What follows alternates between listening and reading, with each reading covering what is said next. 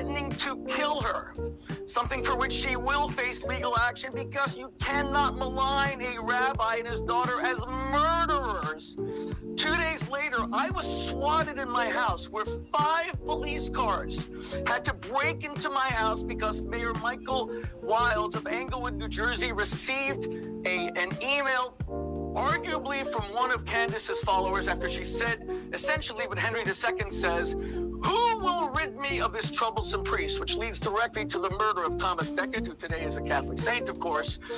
We were swatted, and the FBI is now investigating Candace's rhetoric.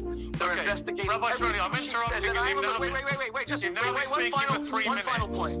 So, Candace will get exactly the same amount of time. It's up to you, but this is an opening statement, right? And what I would say. May I just say finally, if I may? Well, if it's quick, yeah. The biggest issue I have with Candace, to be honest, is that she claims to be a Christian.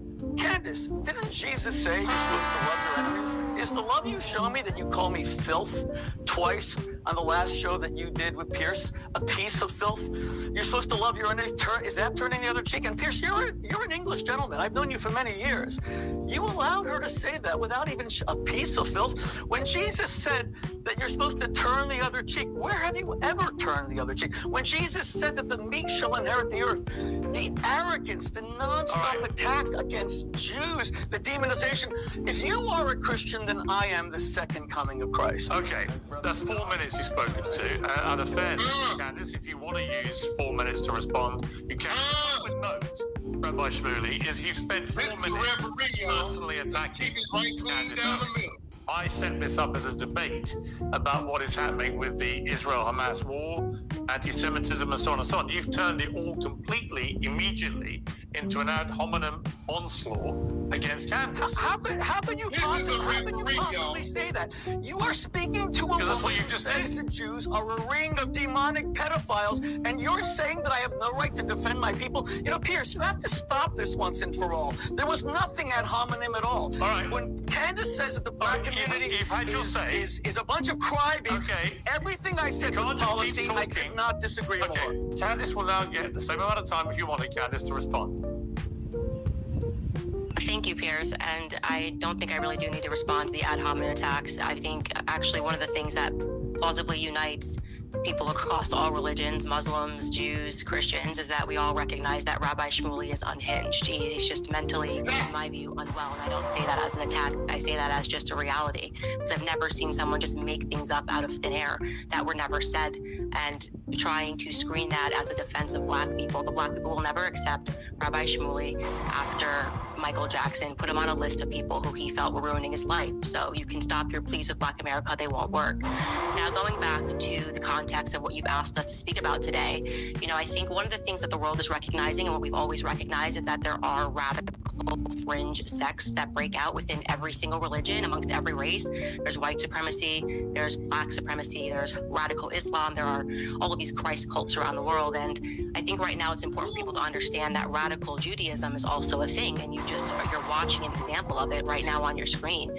The person sitting across from me or sitting next to me, I guess, posted on his Facebook page in 2016 a tribute to someone who he said was his mentor. That was Rabbi Menachem Schneerson. He said he was his mentor and his friend. Now, for those of you who are not familiar with Rabbi Schneerson, there were some Jews who believed that he was and is the Messiah. So rejecting Christ, but believing that that rabbi was his Messiah. Now, you may remember in the news recently, there was this radicalized faction of the Lubavitch Orthodox community in Brooklyn that were digging tunnels in Brooklyn and hurling benches at police officers. Well, and by the way, this is per the Times of Israel, that faction of individuals are followers of Rabbi Schneerson. So again, you have Rabbi Shmuley who believes that that's his mentor. They believe that he was the Messiah. It becomes important to understand, what did Rabbi Schneerson preach? Well, he preached Jewish supremacism, the hatred of all non-Jews. And you don't have to take my word for it, because if I said it, they would say that's anti-Semitism. You should instead take the word of the 2 Jewish professors who translated his work. Those authors' names were Israel Shahak and Norton Mezvinsky. and their book was entitled Jewish Fundamentalism in Israel.